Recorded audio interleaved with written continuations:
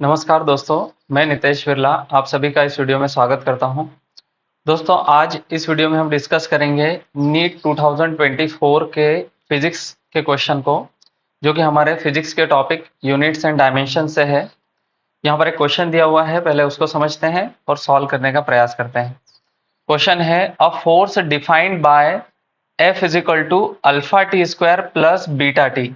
तो एक फोर्स है जो कि एक रिलेशन के रूप में यहाँ दिया हुआ है कि alpha T square plus beta T के रूप में है, वो acts on a particle at a given time T. तो यहाँ पर टी के बारे में क्या दिया हुआ है कि टी जो है वो टाइम है। The factor which is dimensionless if alpha and beta are constants. तो अगर अल्फा और बीटा जो इस रिलेशन में दे रखे हैं, अगर ये कॉन्स्टेंट्स हैं, तो इनमें से कौन सा ऐसा फैक्टर है जो डायमेंशनलेस होगा। तो उसके लिए सबसे पहले तो हमें अल्फा और बीटा के डायमेंशन पता होना चाहिए।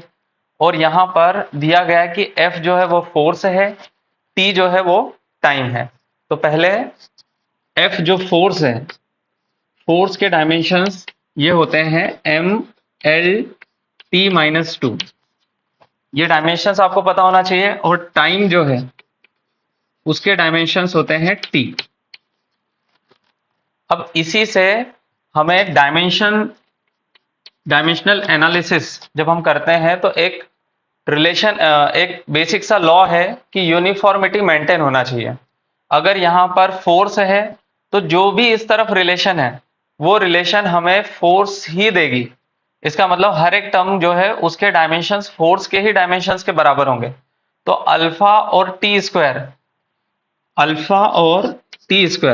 ये भी फोर्स के ही डायमेंशन देना चाहिए, M L T minus two. तो अल्फा टी स्क्वायर के डायमेंशन भी फोर्स के ही डायमेंशंस के बराबर होंगे, और इसी तरीके से बीटा टी के डायमेंशंस भी फोर्स के डायमेंशन जैसे होंगे। यहां पर अगर हमें अल्फा के डायमेंशंस पता करना है, तो जो फोर्स के डायमेंशंस है M L T minus two, इसको हमें टाइम के डायमेंशन के स्क्वायर से, मतलब टी स्क्वायर से हमें डिवाइड करना पड़ेगा। जब ये स्क्वायर में है ऊपर जाएगा तो माइनस में 2 पावर हो जाएगा, तो ये हो जाएगा M L T to the power minus 4। तो ये हमारे अल्फा के डायमेंशंस हो गए। और इसी तरीके से हम बीटा टी के डायमेंशंस पता कर लेंगे, क्योंकि ये जो बीटा टी है इसके डायमेंशंस भी फोर्स के ही डायमेंशंस जैसे होना चाहिए। यहां से बीटा के डायमेंशंस जो होंगे वो हो जाएंगे M L T minus two, और अपॉन में एक और टी है, ये हो जाएंगे M L T minus three. तो ये बीटा के डायमेंशंस हो गए और ऊपर अल्फा के डायमेंशंस। तो अब हमारे पास अल्फा और बीटा दोनों के डायमेंशंस हैं, और हमें इनमें से कोई ऐसा फैक्टर सोचना है जो कि डायमेंशन लेस हो जाए, मतलब एक दूसरे के डायमेंशंस को कैंसिल कर देना चाहिए। तो अगर हम अल्फा और बीटा को ही देखें, अल्फा और बीटा को देखें, तो अल्फा और बीटा में सिर्फ टी की पावर -1 का फर्क है।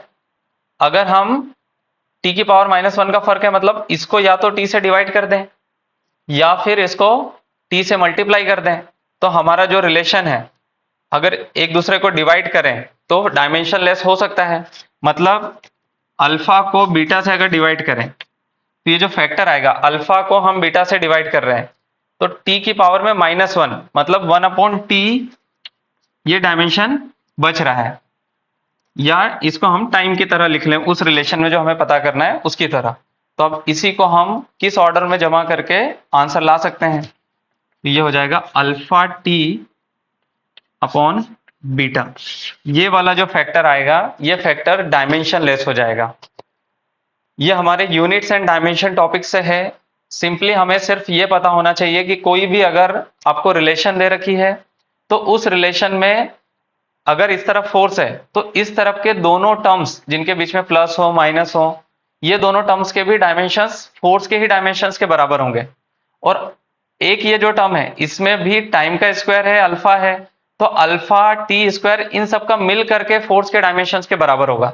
यहाँ पर टाइम दे रखा था, इससे हमने टी का स्क्वायर जो है उसको रख करके अल्फा के डायमेंशंस पता किए, इधर बीटा के डायमेंशंस पता किए। उन दोनों को कंपेयर करके हमने ये रिजोल्यूशन निकालने की कोशिश की कि अगर 1/t इस तरीके का फैक्टर अचीव किया जा सकता है अगर हम अल्फा को बीटा से डिवाइड करें। तो अल्फा को बीटा से अगर हमने डिवाइड किया तो टी की पावर में -1 बच रहा था, वो हम अचीव कर सकते हैं 1/t से, और इसी को हमने इस फॉर्म में अरेंज करके एक डायमेंशन लेस फैक्टर अचीव करके बताया। तो ये हमारा ऑप्शन 2 करेक्ट हो जाएगा। बहुत ही सिंपल क्वेश्चन है। ऐसे ही और भी क्वेश्चंस को समझने के लिए हमारे चैनल को जरूर सब्सक्राइब करिए। Thank you very much.